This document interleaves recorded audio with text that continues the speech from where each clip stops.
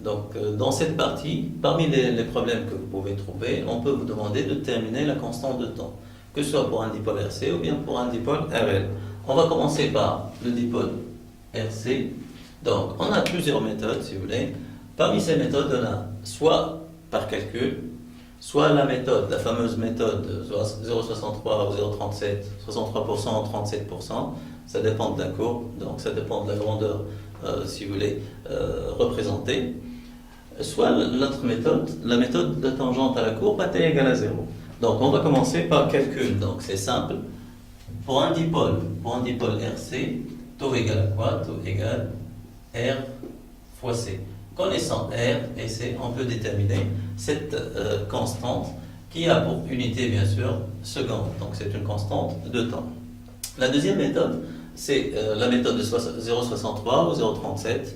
Donc, connaissant l'expression de la grandeur, si vous voulez, représentée, par exemple là on a représenté I en fonction du temps, donc I de t égale à I0 exponentielle moins t sur taux, donc on va calculer I pour t égale à taux, d'accord?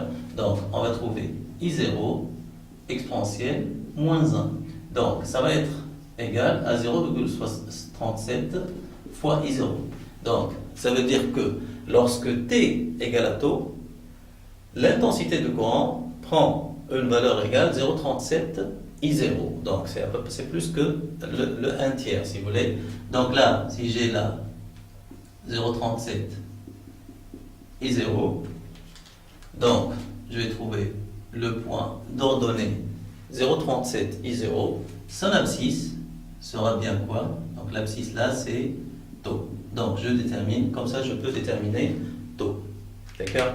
Donc, pour l'autre méthode, c'est la méthode de la tangente à la courbe à t égale à 0. Donc, sachant que taux, ça sera, si vous voulez, l'abscisse du point d'intersection entre la tangente à la courbe à t égale à 0 avec l'asymptote de la courbe. Donc, ça, en bleu, c'est l'asymptote. Là, on a représenté en rouge la tangente. Donc, le point d'intersection, c'est ça, c'est le point d'intersection. Ce point d'intersection a pour abscisse taux. Et comme ça, on peut déterminer taux. On va refaire la même chose, mais pour un dipôle RL. Donc, pour un dipôle RL, donc on va utiliser le dipôle RL pour déterminer, si vous voulez, la constante de temps. On a pratiquement les mêmes méthodes. Donc, à savoir qu'on peut déterminer, si vous voulez, taux par calcul. Donc, taux, c'est quoi? Taux pour un dipôle RL, c'est L sur R plus R. Donc, connaissant L, connaissant l'inductance, la résistance du résistor et la résistance de la bobine, on peut déterminer taux, bien sûr, toujours en secondes.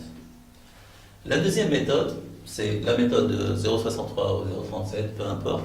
Donc là, pour le dipôle RC, on a pris une courbe décroissante. Là, on a une courbe croissante. Pour le dipôle RC, on a trouvé taux, c'était quoi? C'était l'abscisse du point d'ordonnée 0,37 fois E.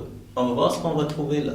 Donc, I de t, on a représenté I en fonction du temps. Donc, I de t égale IP, facteur de 1 moins exponentielle moins t sur taux.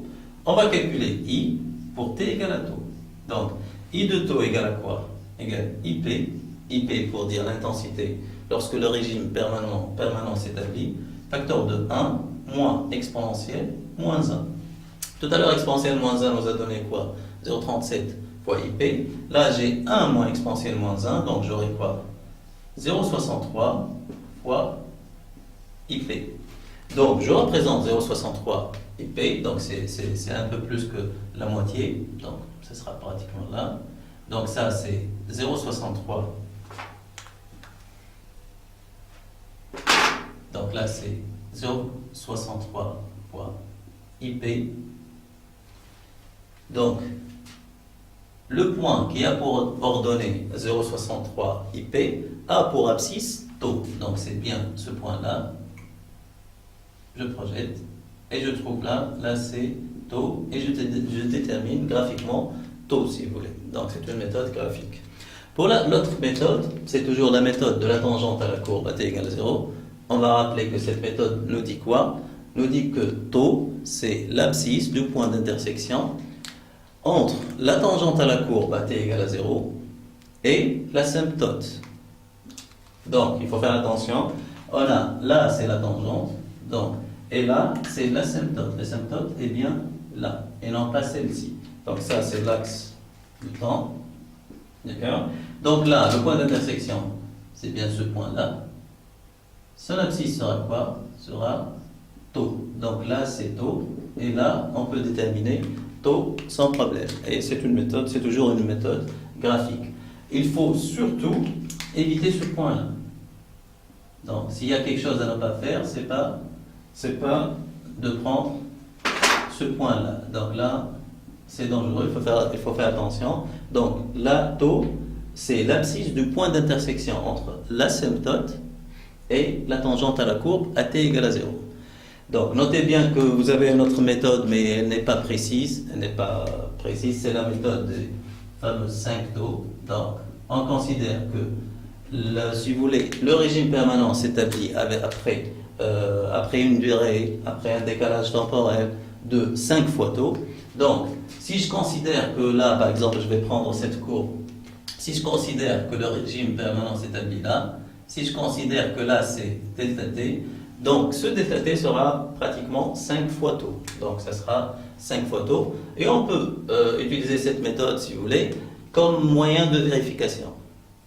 Et bien voilà, donc c'est le dipôle RL, RC. J'espère bien qu'on a bien étudié ce dipôle RL et RC. Et donc j'espère bien que ça vous sera utile dans votre révision. Merci.